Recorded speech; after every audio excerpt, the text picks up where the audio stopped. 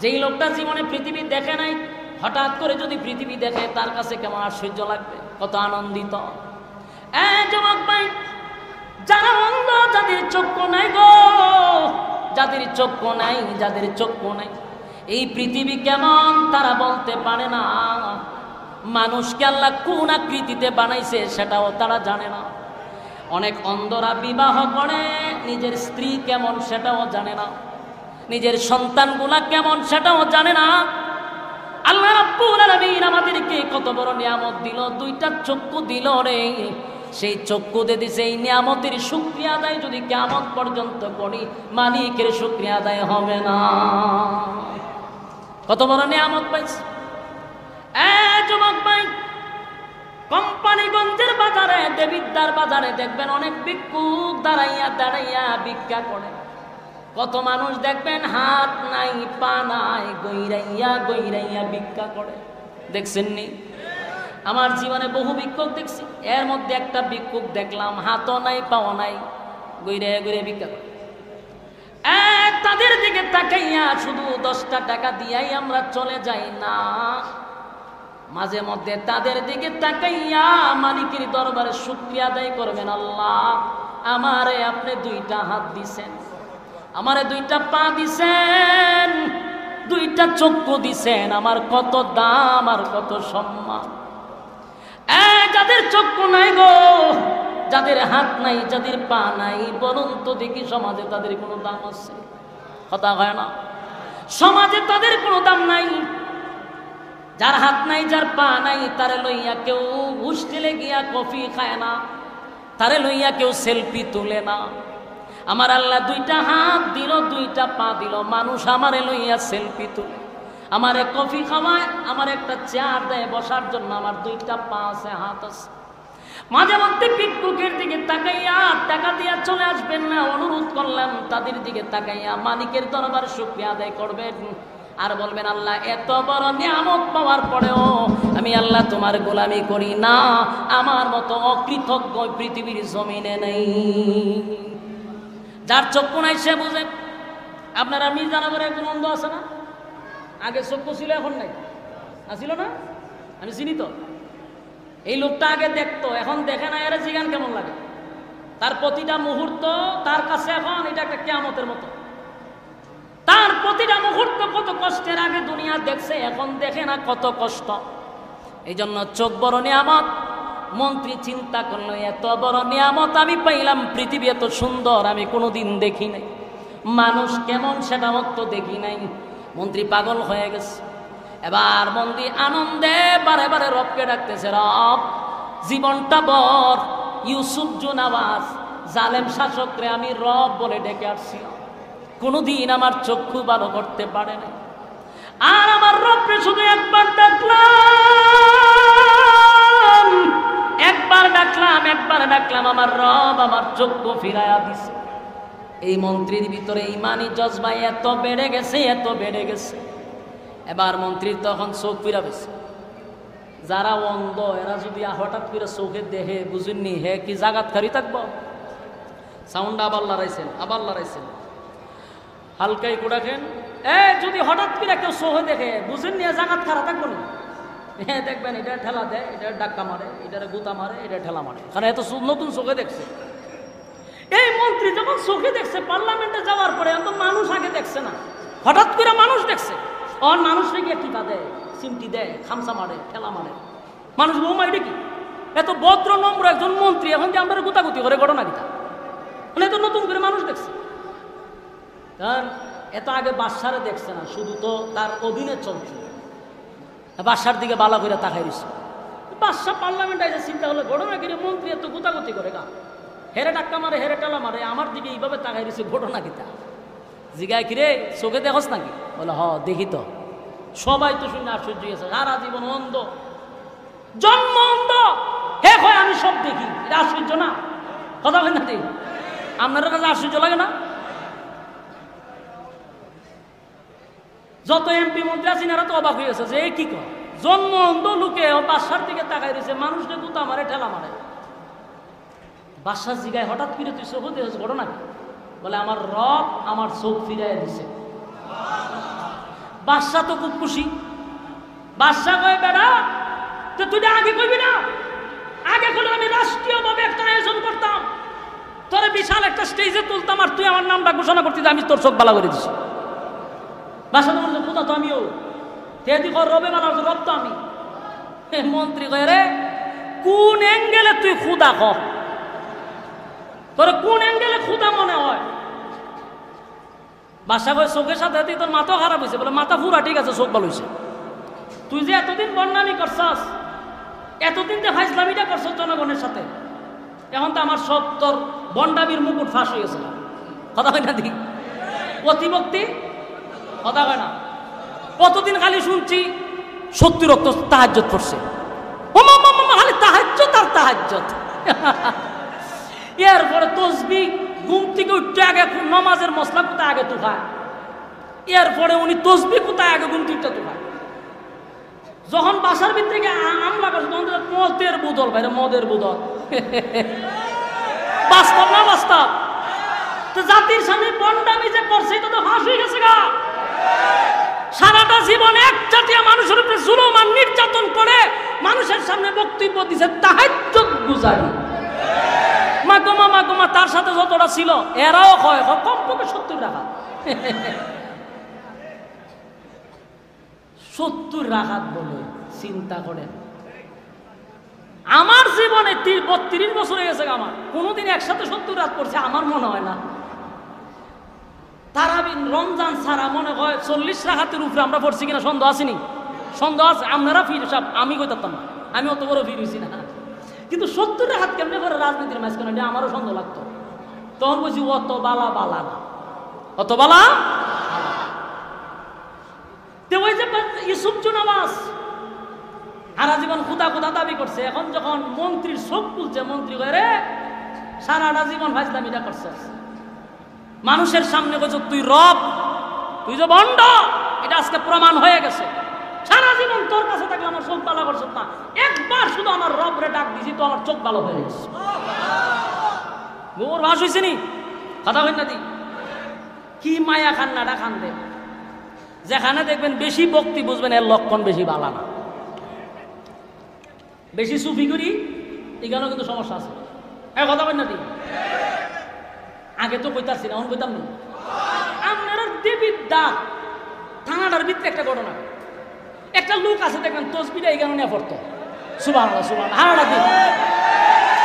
ওরে বাবা রে বাবা, আমি তো থাকতে গেছি 4-5 বছর, তসবিটা তুই ফখরের একটা পড়স না, সুবহানাল্লাহ সুবহানাল্লাহ সুবহানাল্লাহ।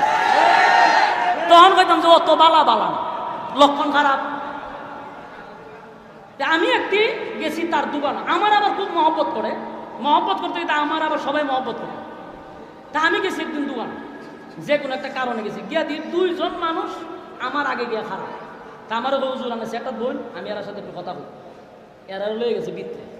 তুই কথা কইতেছে, আমি বলেছি সামনে, কতক্ষণ পরে দিয়ে দুনুটারে এমন দমকানি শুরু করছে, দমকাইতে দোকান থেকে বেগে দিচ্ছে।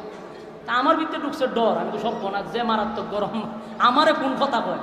তাই আমি বললাম যে চেয়ারম্যান সাহেব আমি যাই গা, সালামাল কি দিয়ে আমি যাই গা। না আপনি বোন চা খাইয়া যান, আমি আর খাইতাম। আমি কোনো রমিয়াতে গেছি, গিয়ে আমি যখন বাজারে গেছি, ফান বাজারে গিয়ে দেখি ওই 2 লোক যেটারে গড়তে বাইর করছি, তেরা দেখে ওই গান কিতা ঘটনা, কিতা ও ঘটনা কিচ্ছু না। আমি না আমার এখানে খটকা লাগছে, গেলেন সুন্দরভাবে, আইবার সময় আপনারা জারু দিয়ে বাইরে বাই করে দিল, ঘটনাটা কিতা হজুরি তা নই না লাভ নাই। আমি আমার হুনার দরকার আছে, আপনি কি উনার লোক?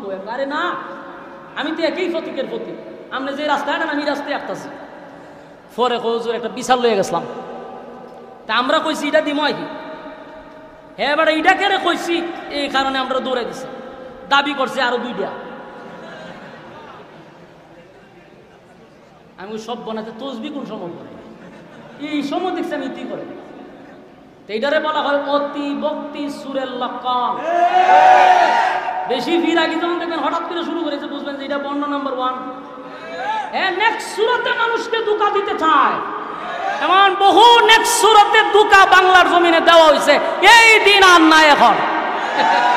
70 রাকাত তাহাজ্জুদ করে মানুষকে ইমোশনাল ব্ল্যাকমেল করতে, এই দিন শেষ। আর মানুষ ঘরের ভিতর থেকে দেখে বোতল পাওয়া যায় এখন। তাহাজ্জুদের ফাঁকে ফাঁকে মানে ক্লান্তি আছে সময়টা টানত। ইউসুফ নওয়াজ মানুষের সাথে বন্ডামি করছে বহু বছর, মন্ত্রী হয়ে রে বহু বন্ডামি করছস, তুই নিজেরে খুদা দাবি করছস, তখন আমি রবের নাম কইছি, তুই আমার চোখ বালা করে দিছ, তুই কোন অ্যাঙ্গেলে খুদা এটা আমার এত। তো পার্লামেন্টে এতগুলো মন্ত্রী বসে রয়েছে, তার একটু সম্মানের ভিতরে লাগছে না? ওই মন্ত্রী লক্ষণ তো তোর খুব খারাপ, মৃত্যুদণ্ড হবে, ওই যে বিরুদ্ধে গেলেই তোমাকে হয় গুম না হয় মৃত্যুদণ্ড। মন্ত্রী হয় আমি জানি তুই, আমি কথা বললে যে তুই আমার উপরে বড় ধরনের মুসিবত নিয়ে আইবি, এটা আমি আগের থেকে জানি, কারণ তুই তো জালেম, তুই খুদা না, তুই জালেম।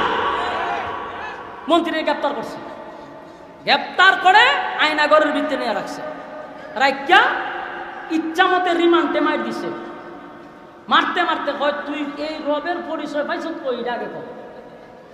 মন্ত্রী তো খুব মায়ের খাইছে, মায়ের খাওয়ার পরে কয় না, মায়ের তীব্রতা যখন বাইরে গেছে না তখন বলতে বাধ্য হয়, কথা বল না দিন। এই যে আপনারা বৈষম্য ছাত্র আন্দোলনের যে ছাত্রগুলা ছিল কয়েকজন, এরারে যখন হোটেলও নিয়েছে, ভাত খাওয়ার হোটেলও নিয়ে ইচ্ছা মতে খাওয়াইয়া, এরপরে এরার একটা কাগজ ধরাই দিছে যে বলে আমরা এটা আন্দোলন নাই।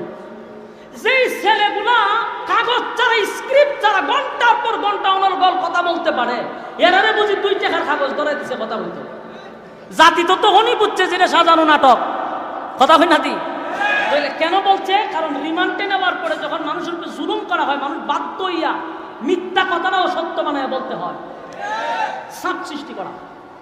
মন্ত্রীরে এমন মার দেওয়া শুরু করছে, মন্ত্রী শেষে ভাই আমি কইতেছি, তোমার রাষ্ট্রীয় খরচে যে ছেলেটা জাদুবিদ্যা শিখে, সে আমারে আসল রবের পরিচয় দেখাইছে। বাদশাহ এবার ডাক দিছে এসপি হারুন্যা, করে হারুন্যা যা ধরে লই আইফ। এই বাদশার অর্ডারে হারুন্যা গিয়া সেটা মনে করেন ওই যুবকরে ধরে লইছে, আইনায়ও আয়না করে ঢুকাই আবার রিমান্ডটা শুরু করছে। যুবকরে কয় তোরে রাষ্ট্রীয় করেছে জাদুবিদ্যা শিখায়, আর তুই বুঝি গিয়ে আরেকজন আমাদের বাদশারে বাদ দিয়ে আরেক রবের পরিচয় দেশ, তোর এই রবের পরিচয় দিছে কেনা। তে নির্যাতনের মাত্রা যখন বাইরে গেছে না, এক পর্যায়ে যুবকে কয় কইতেছে আমারে যিনি কালেমা শিখাইছে উনি হলো অমুক জায়গায়, তাকে এক পাদ্রী। বাদশা কয় পাইছি, হারুন আরেকটারে গুম কর।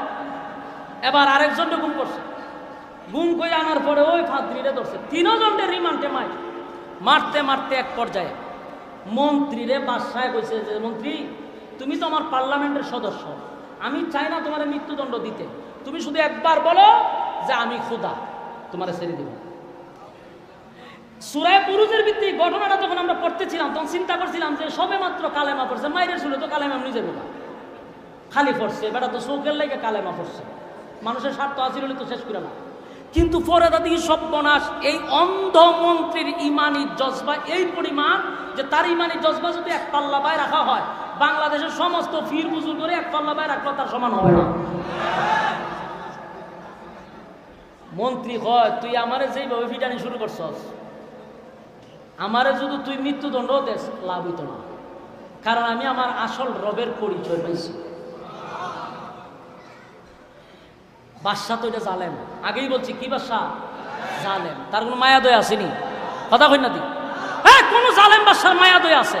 কোনো মায়া দয়া নাই। ফাঁসির কাস্টের আসামিকে রাতের বেলায় সবাই করা হয়, কারণ এই জালেমের কোনো মায়া দয়া থাকতে পারে না। একজন ফাঁসির আসামিকে, নির্দোষ মানুষটাকে ফাঁসির কথা বলে গভীর রাত থেকে তাকে জবাই করা হয়। এটা প্রত্যেক জালেম শাসকের ভিতরে আল্লাহ কোনো মায়া দয়া দেয় নাই, এরা জালেম, এর ভিতরে কোনো মায়া দেয় নাই। শেষ পর্যন্ত এই বাদশা বলল যে কালেমা পড়বি না, বলে না, বলে এরা মৃত্যুদণ্ড দেয়। মন্ত্রী হয় আমি প্রস্তুত, সুবহান। এখন করছে কি দেখেন, এই যুবককে দাঁড় করাইছে, আবার এইদিকে দাঁড় করাইছে ওই ফাদ্রিরে। এই 2 জনের সামনে তারে দাঁড় করাইয়া করাত, চিনেননি করাত, গাছ দেখাড়ে করাত রাখছে মাথা। চিন্তা করেন, আমি চিন্তা করি করাতটা যদি আমার মাথাত রাখে আমার ইমান থাকবে না, আমি চিন্তা থাকছি। আপনারা তো ইমানদার বেশি শক্ত, আপনারা থাকতে পারে না, আমি নিজে ভয় পাইতেছি। করাতটা যদি মাথার দেয়, যদি ওইভাবে সিরুম থাকবো না ইমান। আমরা 5 টাকার কাছে ইমান বিক্রি হয়, বাস্তব না বাস্তব? নির্বাচন হলে বোঝা যায় আপনার ইমান কত প্রকার ও কি কি, কথা বল না দি। লাঙ্গল মার্কা গিয়া হয় বুট কারে দিবে, আপনারই দিব। এরে আনারস মার্কায় জিগায় ভোট করে দিব আমি দিব।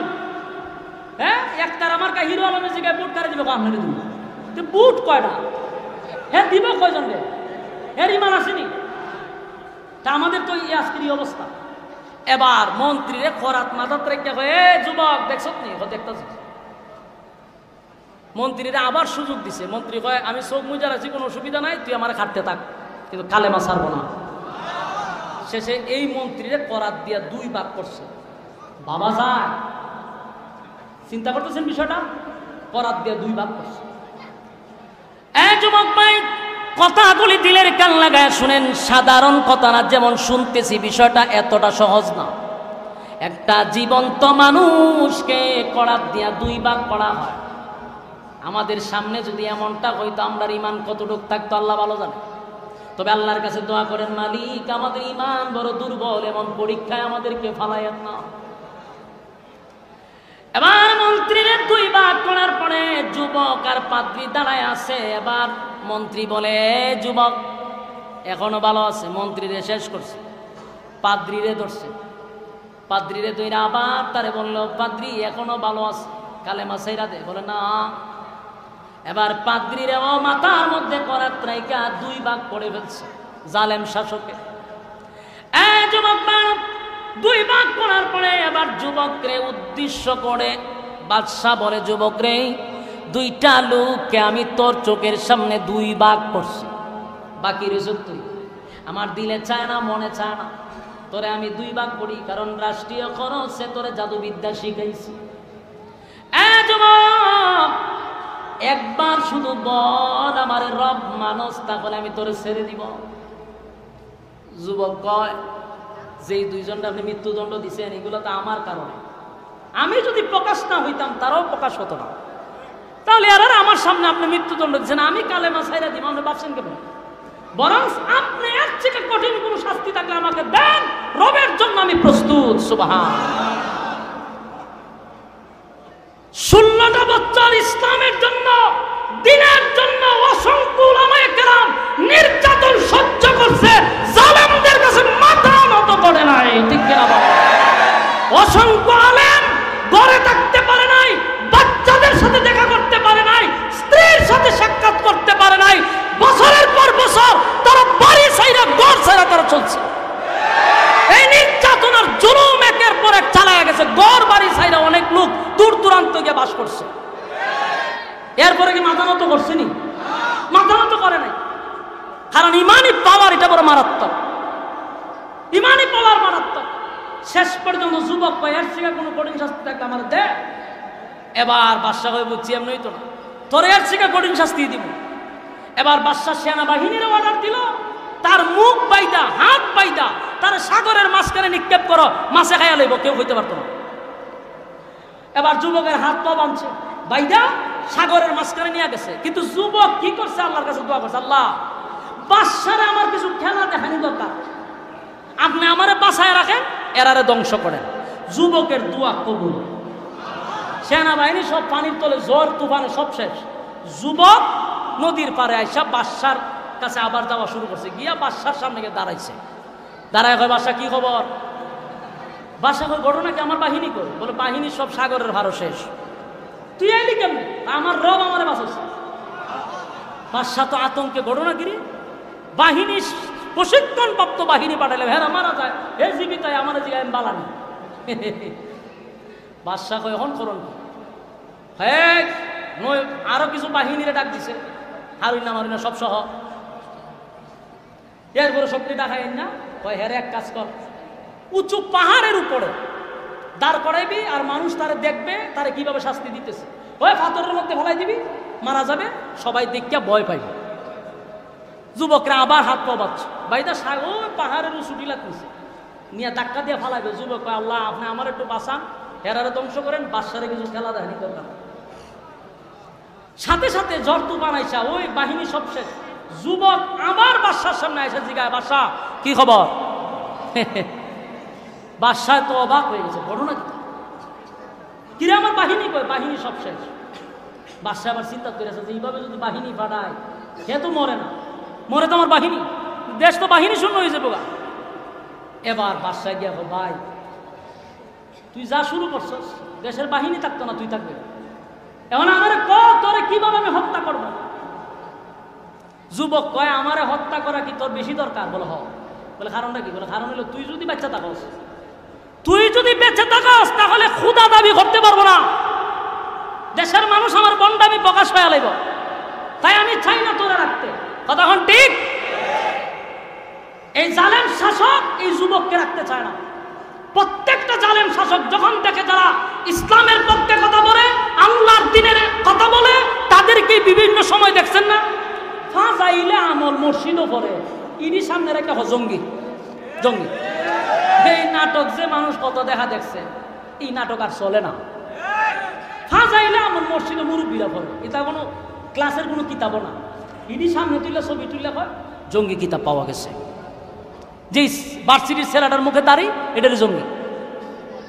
কারণ এই ছাত্রগুলা যদি আস্তে আস্তে দিন শিখে, তাহলে নেক্সট জেনারেশন এই জালেমকে আর মানবে না, এটা বুঝতে পারছো?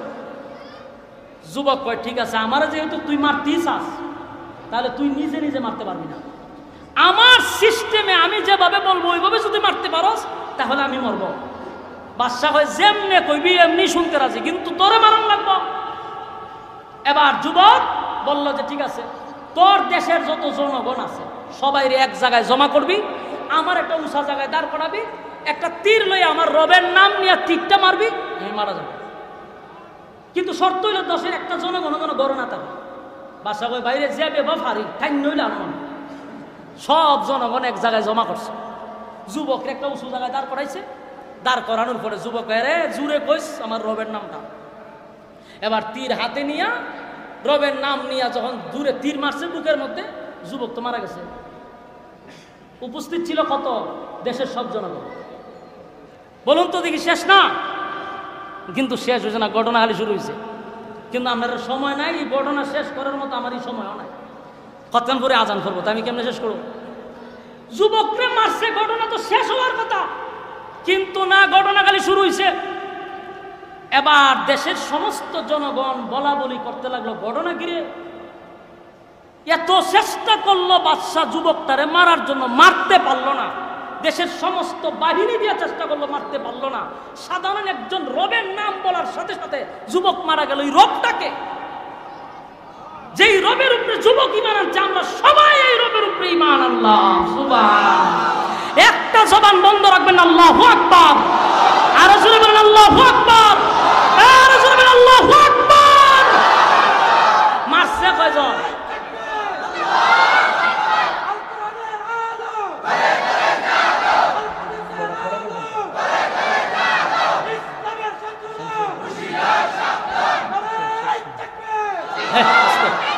মারছে কয়জন? ওই যে যুবক কইছিল আল্লাহ আমার একটা খেলা দেখামো, এটা ওই আবার স্বামী মুসলমানের খেলা না, মারো লাম্বারা গেছে নাই, ই বন্ডামি খেলা না। যুবকে চাইছিল যে তুই যদি আমার মারতে, আমি মরমো, কিন্তু তুই জানার কারণে আমার মারবি, তুই পরে আর সহ্য করতে না। দেশের সব জনগণ এক বাক্যে বলল যে এই যুবকের রবি হলো আমাদের আসল রব, আমরা তার উপরে ঈমান আনলাম। মারছে তিনজন কালেমা পড়ার পরও এর সহ্য হয়েছে না, চান্দি গরম। আর যখন দেশের সব মানুষ কালেমা পড়ছে, বুঝেননি আর চান্দির চুল আছে না, কথা হয় না, দি চান্দির চুল নাই। এখন তো পড়ছে মহামুসিবত। সারা জীবন খালি মাঝে মাঝে দেখেন না, কোনো কিছু হইলে খালি রাজাকার রাজাকার বলছে। যখন ছাত্ররা রাজাকার বলছে, এক রাজাকারে তোরে দিল্লি ভাড়াইয়া দিছে। এই দিন নয়, আরো দিন আছে। এটা প্রায় মাহফিল আমরা কইতাম, ইঙ্গিতে কইতাম যে রে এই দিন না, আরো দিন আছে। কোনো কিচ্ছু কইলে হয়তো রাজাকার। এখন এমন জায়গা রাজাকার কইস, সব রাজাকার মিলা দিল্লি ভাড়াই দিছে। ঠিক নি? এখন বাদশায় তো তিনজনে দমাইতে চাইছিল, কিন্তু দেশের সব কালেমা বইরা লইছে। এখন বাদশার পুরা চান্দি গলা। এখন বাদশা কয় রে কালেমা পড়ার কারণে তিনজনকে হত্যা করছি, তোদেরকেও ধ্বংস করবো, এখনো ভালো আছে, আবার আমার রব বল। দেশের মানুষ কয় তুই যে বাটপার, এটা বুঝে লাইছি। আগে বুঝলাম না, যুবক মারার পরে বুঝছি। কিন্তু আমি আগেই বলছি, এই জালেম কি জালেম? এই জালেম সাধারণ জালেম না, এটা ভয়ঙ্কর জালেম। যেই জালেমের ব্যাপারে আল্লাহ সূরা বুরুজ নাযিল করছে, বিষয়টা বুঝতেছেন তো? এই জালেম তো সাধারণ জালেম না। এ চিন্তা করছে দেশের সব কালেমা করছে বলে হ আমি সব মাইরালাম। কথা কি বুঝতেছেন? চিন্তা করেন, ক্ষমতায় টিকে থাকার জন্য দেশের সব জনগণ যদি মারতে চাইতো সব মাইরা লইলে, সময় পাইলে কয়েক লক্ষ মারা সিদ্ধান্ত নিয়েছিল, কয়েক লক্ষ মারা। তারপরে গতি ঠিকায় রাখার চেষ্টা করছে, কারণ জালেমরা কোন সময় গতি ছাড়তে চায় না, কারণ এরা জানে যদি গতি ছাড়ি ফায়ের নিচে মাটি নাই। এই জন্য চাইছিল থাকতো, কিন্তু সেনাবাহিনী যখন পোল্টি মারছে তখন দিয়ে আর সুযোগ নাই। নাইলে চাইছিল, অর্ডার দিছিল যে মারতে থাক, খালি ফাঁকির মতো মারতে থাক, আমি তো দেশ চালাইতেছি না, আমার বাপের প্রতিশোধ নিতে হয়েছে। ঠিক নেই? এখন পারছে না। এই বাদশাও হয় আমি দেশের সব মারলাম, কিন্তু ক্ষমতা ছাড়তাম না। এরপরে বাদশা কিভাবে মারবে? বিশাল এরিয়া নিয়ে একটা গর্ত করছে। ভাই চিন্নি গর্ত, কথা মনে বুঝেন নাই? কুতিলা আসহাবুল উখদুদ। আল্লাহ রাব্বুল আলামিন একটা দুইটা না চারটা কসম করছে, ওয়াস-সামাই যাতিল বুরুজ ওয়াল ইয়াউমিল মাওউদ ওয়া শাহিদিন ওয়া মাশহুদ। চার কসম করে বলেন কুতিলা আসহাবুল উখদুদ, গর্ত খননকারীর উপরে আমি আল্লাহর অভিশাপ। বলুন তো গর্ত আসছেনি? এই হলো গর্তের কাহিনী। এই জালেম বাদশা বিশাল এরিয়া লইয়া একটা গর্ত খনন করছে। গর্ত খনন করিয়া অর্ডার দিছে, গর্তের মধ্যে আগুন ধরায়া দাও, গর্তের মধ্যে আগুন ধরায়া দাও। এবার বলুন তো দেখি আগুন পাইছেন? আন্নারি যাতিল ওয়াকুদ, গর্তের ভিতরে দাউ দাউ করে আগুন জ্বলছিল। ইয়াদ আসেনি? হ্যাঁ, কথা কই না আমি কই কি আর আমার এরা কই। ওই জন্য বলছি প্রথম ভূমিকা মনোযোগ দিয়ে শোনা দরকার। প্রথম বলছিলাম না যে গর্তের ভিতরে আগুন ধরাইছে। আন্নারি যাতিল ওয়াকুদ, গর্তের ভিতরে দাউ দাউ করে আগুন জ্বলতেছিল। বাদশার অর্ডার, গর্তে আগুন ধরায় দাও। গর্তে আগুন ধরায় দিছে। এরপরে গর্তের ভিতরে দাউ দাউ করে আগুন জ্বলতেছিল। আন্নারি যাতিল ওয়াকুদ, গর্তের ভিতরে দাউ দাউ করে আগুন জ্বলছিল। বাদশার অর্ডার হলো, যারা আমার রব মানবে না সবাই রে আগুনের মধ্যে নিক্ষেপ করো। আমার প্রয়োজনে দেশের সব জনগণকে আগুনে জ্বালাইয়া আমি হত্যা করব, তারপরও গদি ছাড়ব না। এবার আগুন ধরাইয়া দিল, মানুষগুলাকে দইরা দইরা দইরা দইরা আগুনের মধ্যে নিক্ষেপ করতে লাগলো। মানুষ ইমানের সাথে মুস্কি হাসি দিয়ে আগুনের নিক্ষেপ হইতেছিল। আর আল্লাহ রাব্বুল আলামিন বলেন, আন্নারি যাতিল ওয়াকুদ ইযহুব আলাইহা কুউদ, গর্তের কিনারায় বসে বসে কিছু মানুষ এই দৃশ্যগুলা দেখতেছিল। কি দেখতেছিল? মুমিনদেরকে যখন আগুনের মধ্যে নিক্ষেপ করে তারা গর্তের ভিতর সামনে বৈশা মদ্যপান করতেছিল আর হাসি তামসা করতেছিল। একের পর এক একের পর এক সব মানুষগুলাকে দইরা যখন আগুনের মধ্যে নিক্ষেপ করতে লাগলো, সব মানুষকে যখন আগুনে পোড়ায়া দিল, হঠাৎ করে বাদশা তাকায়া দেখে একটা মহিলা দুধের একটা বাচ্চা লইয়া চোখের পানিগুলা ছেড়ে দিয়া কান্দে আর আগুনের দিকে তাকায় আছে। বাদশা চিন্তা করলো, দেশের সব জনগণকে আগুন দিয়া জ্বালায়া দিলাম রে, একটা মহিলা বুঝি আমার পক্ষে আছে, একটা মহিলা বুঝি আমারে রব মানতে পারবে। এবার বাদশা দৌড়াইয়া মহিলার কাছে গিয়া বলে, এ মহিলা, বুঝতে পারছি তোমার ভিতরে মায়া লাগছে গো, আগুনের মধ্যে জাপ দিতে তোমার ভয় লাগে, আমার রব মানার জন্য সিদ্ধান্ত নিছ। তোমার দুধের বাচ্চাটা লইয়া কেমনে গো তুমি আগুনে জাপ দিবা? আমি তোমাকে আগুনে জ্বালাবো না, শুধুমাত্র একবার আমার রব বলে স্বীকার করো, ওয়াদা দিলাম আমি তোমার আগুনে নিক্ষেপ করবো না। এই মুহূর্তে দুধের বাচ্চাটা ছিল মায়ের কোলে। আল্লাহ রাব্বুল আলামিন দুধের বাচ্চার জবান খুলে দিছে, চিৎকার দিয়া কোন সুবহান। যুবক ভাই আমার, দুধের বাচ্চা চিৎকার দিয়া বলে, মা গো,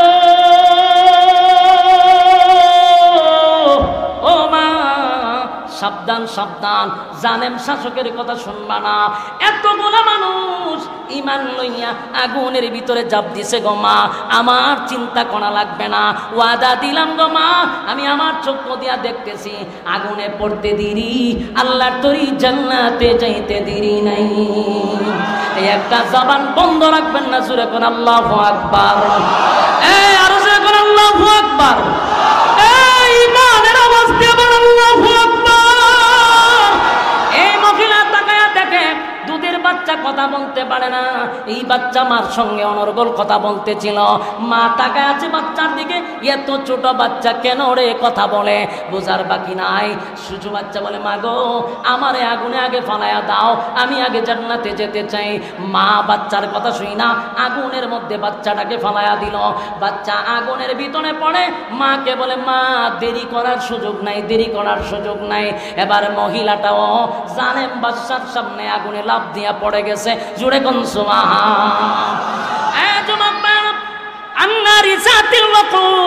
গর্তের ভিতরে দাও দাও দাও দাও করে আগুন জ্বলছিল। গর্তের কিনারায় বসে বসে কিছু বেঈমানরা আনন্দ উল্লাস করতেছিল, মদ্যপান করতেছিল। মুমিন নারী পুরুষ তাদেরকে আগুনে জ্বালানো হয়, আর কিছু বেঈমানগুলি বৈশা বৈশা টিটকারি মস্কারি করে। এই যুবক ভাইরা, উলামায়ে কেরামদেরকে যখন ফাঁসির কাস্তে ঝুলানো হয়, উলামায়ে কেরামদের যখন গুম আর হত্যা করা হয়, তখন তাদের চামচাগুলি আনন্দ মিছিল করছে, মিষ্টি বিতরণ করছে। এরা আর ওই ইউসুফ জুনাওয়াজের জালেমদের মধ্যে কোনো ব্যবধান নাই। আল্লাহ বলেন, আন্নারি জাতিল ওয়াকুদ ইযহুম আলাইহা কুউদ ওয়া হুম আলা মা ইয়াফআলুনা বিল মুমিনিনা শুহুদ। মুমিনদের কোনো অপরাধ ছিল না, একটাই তো অপরাধ, তারা আমি আল্লাহর উপরে ঈমান আনছে। এই জালেম বাচ্চা তাদেরকে উপরে নির্যাতন শুরু করছে। আল্লাহ বলেন, আমিও তাদেরকে ধ্বংস করে দেই।